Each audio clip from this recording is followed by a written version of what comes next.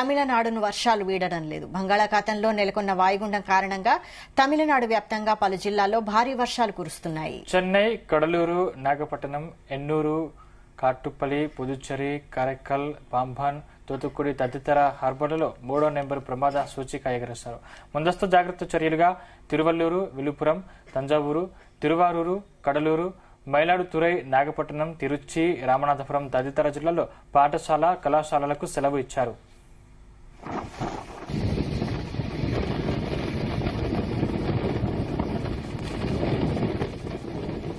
వాయుగుండం కారణంగా చెన్నైలో సముద్రం కల్లోలంగా కనిపించింది.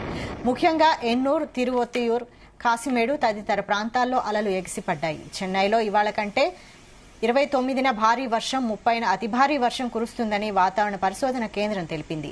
ఈ నేపథ్యంలో చెన్నై వ్యాప్తంగా 12 విపత్తు నిర్వహణ బృందాలు బాధిత ప్రజలను కాపాడేందుకు రెడీ అయ్యాయి. చెన్నైలోని 12 పోలీస్ డిప్యూటీ కమిషనర్ కార్యాలయాలకు ఒక బృందం చొప్పున 12 బృందాలను ఏర్పాటు చేశారు. చెట్లు విరిగి పడితే వెంటనే తొలగించేలా యంత్రాలున్నాయి. చెన్నై వ్యాప్తంగా 18,000 మంది పోలీసులు సహాయక చర్యలకు సిద్దంగా ఉన్నారు. మహానగరంలో 35 కంట్రోల్ కేంద్రాలు ఏర్పాటు చేశారు.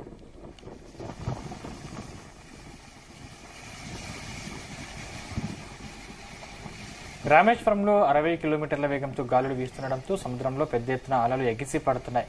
రామనాథపురం జిల్లా రామేశ్వరం, పాంబన్, తంగచ్చిమఠం, మండపం తదితర ప్రాంతాల్లో గత వారం ఒక్క రోజులోనే 44 సెంటీమీటర్ల వర్షపాతం నమోదైంది. ఈ ప్రభావం నుంచి ప్రజలు ఇంకా పూర్తిగా కోలుకోని స్థితిలో బంగాళాఖాతంలో ఏర్పడిన వాయుగుండం కారణంగా మంగళవారం నుంచి భారీ వర్షం కురుస్తుంది.